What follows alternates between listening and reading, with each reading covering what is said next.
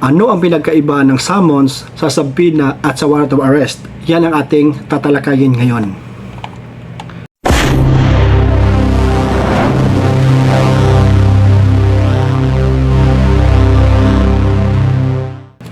Mga kabady, ang topic na ating pag-aaralan ngayon ay tungkol sa summons, subpoena at warrant of arrest. Ano ang pinagkaiba nito pagdating sa usapin pang husgado? Ang summons ay ginagamit lamang ito sa isang civil case at isang beses lang ito ini-issue ng korte. Hindi tulad ng subpoena, madalas ini-issue ng korte hanggang kinakailangan sa kaso. Ngayon, ano ba ang summons? Ang summons ay isang utos mula sa husgado at pinamado ng clerk of court na nakasulat ang pangalan ng korte na pinanggagalingan nito at pangalan na naghabla o sa tawag na complainant o plaintiff or petitioner at pangalan ng hinabla o sa tawag na defendant or respondent na may direktiba na sagutin ng nirereklamo ang habla ayon sa oras na itinakda ng batas. At kung hindi ito masagot sa takdang oras ay maaaring ma-default ang nirereklamo at maaaring payagan ng korte ang nagrereklamo na magpresenta ng mga ebidensya kahit absent yung nirereklamo hanggang ito ay madesisyonan ng korte. Ang nirereklamo ay dapat sumagot sa summons at magsumite ng kanyang sagot o answer sa husgado sa loob ng 15 araw o sa oras na itinakda ng batas mula natanggap niya ito. Ang summons ay isang notice o patawag ng korte at kalakip dito ang angal or petition mula sa isang nagrereklamo para masagot ito ng taong dinidemanda. Uulitin ko, kung ikaw ay makatanggap ng summons mula sa korte, huwag itong baliwalain dahil pag hindi mo ito pansinin o sagutin ay maaring pahintulutan ng korte ang complainant na magpresenta ng mga ebidensya kahit wala ka dahil nadeklara kang by default ng korte. Wala ka ng chance na magtanong o mag-usisa hanggang ito ay madesisyonan ng husgado dahil hindi ka sumagot sa summons. Sa ating rules of court kasi, mas stricto ang summons. Kapag pinadalhan ka ng summons at ikaw ay isang defendant o taong dinidemanda, magkakaroon na ng jurisdiksyon ang korte laban sa iyo. Ibig sabihin, pag nagtuloy ang kaso at nagkaroon ng desisyon, nakagapos ka na o bound ka na ng husgado.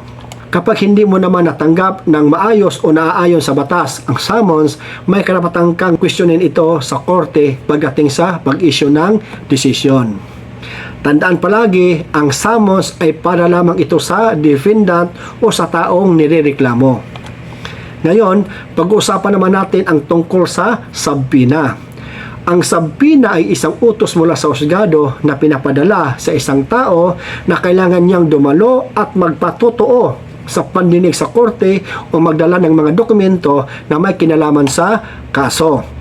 Tandaan, kung ikaw ay makatanggap ng subpoena, hindi ikaw ang dinidemanda dito, kundi ikaw ay isang testigo na pwedeng magbigay linaw sa kasong nililitis. Ngayon, may dalawang klase ang subpoena. Ito ay subpoena ad testificandum at subpoena dosisticum. Ang subpoena ad testificandum, ikaw ay titistigo sa nalalaman mo tungkol sa nililitis na kaso. Ang subpoena dosisticum naman ay kailangan mong maglabas ng mga dokumento na may kinalaman sa nililitis na kaso. Uulitin ko, ang summons para sa taong dinidemanda o defendant. Ang subpoena naman ay para sa isang taong saksi o witness sa isang kaso na nililitis. Ito ang mga konteksto sa usapin pang husgado. Ngayon, alamin naman natin ang ibig sabihin ng subpoena sa konteksto ng prosecution. Ano ang purpose ng subpoena mula sa Office of Public Prosecutor? Ang investigating prosecutor mula sa Office of the Public Prosecutor ay magsasagawa ng preliminary investigation upang alamin kung may probable cause o sapat na basihan ang isang reklamong kriminal mula sa complainant bago ito isampa sa korte. Ang subpoena pagdating sa preliminary investigation mula sa Office of the Public Prosecutor ay parang summons kung saan i-notify ang isang tao na siya ay respondent o dinidemanda. Hindi ito tulad ng subpoena na ini-issue mula sa husgado o sa korte. Kasama sa subpoena na pinapadala ng investigating prosecutor sa respondent o sa taong dinidemanda ang complaint affidavit or sinumpa ang salaysay ng complainant para sagutin ito. Kailangan itong sagutin ng respondent o sa taong ninidemanda sa pamamagitan ng pagsumiti ng kanyang counter affidavit or kontrasalaysay sa loob ng 10 araw mula natanggap ang sabina, kalakip ang complaint affidavit ng complainant para pabulaanan ito. Dahil limitado lang sa 10 araw ang pagsumite ng counter affidavit or kontrasalaysay, kailangan agad makipag-ugnayan ang nirereklamo sa kanyang abogado para tulungang gawin ang kanyang depensa sa paggawa ng counter affidavit. Kung wala siyang kakayahang kumuha ng private lawyer, maaari siyang lumapit at humingi ng tulong sa ating Public Attorney's Office or PAO o sa ating Integrated Bar of the Philippines para i-assess ang kanyang counter affidavit or kontra salaysay. Tandaan, pag hindi masumiti ang counter affidavit sa loob ng 10 araw sa Office of the Public Prosecutor, ireresolba ito ng investigating public prosecutor ang kaso base sa records na hawak at gagawan niya na ito ng resolusyon.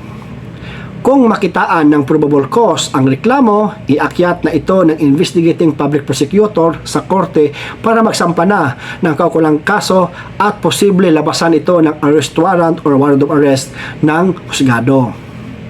Ngayon, pag-uusapan naman natin ang tungkol sa arrest warrant. Ang warrant of arrest ay isang legal na dokumento pirmado ng husgado o korte para arestuhin at ikulong ang isang tao. Dito sa Pilipinas, ang pagbibigay ng warrant of arrest ay nakapaloob sa ating rules of court. Kung sa tingin ng judge na may sapat na basihan o probable cause ang nasabing reklamo, ang judge ay maglalabas ng warrant of arrest at ibibigay ito sa ating law enforcement agencies tulad ng Philippine National Police or National Bureau of Investigation bilang mga arresting officers at bibigyan sila ng batas ng 10 araw para i-execute or i-serve ang warrant sa subject person or doon sa akusado. 10 araw lang ang validity ng pag-execute ng arrest warrant sa isang tao. Kung mahuli yung subject person, kailangan mag-report agad sa korte ang arresting officers sa status ng pagkakaaresto ng akusado. Kung sakali naman na hindi nahuli yung subject person sa loob ng 10 araw, kailangan pa rin mag-report ang arresting officers sa husgado para mag-request ng alias warrant at mag-issue si judge nito kung saan wala na po itong expiration. So alam nyo na ang pinagkaiba ng summons, subpoena at warrant of arrest sa usaping husgado at usaping prosecution. Ano naman ang summons at subpoena maliban sa usaping panghusgado at prosecution? Maaari ka rin makatanggap ng summons mula sa National Labor Relations Commission or NLRC kung saan pinapaalam sa iyo ng isang labor arbiter na ikaw ay respondent o nirereklamo sa isang labor case. Ganon din sa subpoena na galing sa law enforcement agency tulad ng Philippine National Police or National Bureau of Investigation na kadalasan pag ikaw ay nakatanggap ng subpoena mula sa kanila, ibig sabihin may nagrereklamo laban sa iyo. Sana mga kabady, hindi kayo malito at balik-balikan nyo lang panoorin ang video na ito para mas lalong maintindihan ng husto at may maisagot kayo sa inyong incoming board examination ng criminology, lalo na sa criminal law and jurisprudence na subjects. Yun lang muna for the meantime at good luck sa inyo mga kabady.